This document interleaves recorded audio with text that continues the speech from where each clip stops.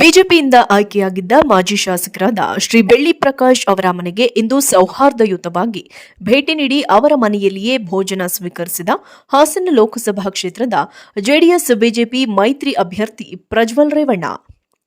ಈ ಸಂದರ್ಭದಲ್ಲಿ ಮಾಜಿ ಪ್ರಧಾನಿಗಳಾದ ಶ್ರೀ ಎಚ್.ಡಿ. ದೇವೇಗೌಡರು, ಮಾಜಿ ಸಚಿವರು, ಶಾಸಕರಾದ ಶ್ರೀ ಎಚ್.ಡಿ. ರೇವಣ್ಣನವರು, ಶ್ರೀ ವೈ.ಎಸ್.ವಿ. ದತ್ತ ಅವರು ಹಾಗೂ ಜೆಡಿಎಸ್ ಪಕ್ಷದ ಮುಖಂಡರು, ಬಿಜೆಪಿ ಪಕ್ಷದ ಮುಖಂಡರು ಹಾಗೂ ಸಹಸ್ರಾರು ಕಾರ್ಯಕರ್ತರುಗಳು ಉಪಸ್ಥಿತರಿದ್ದರು.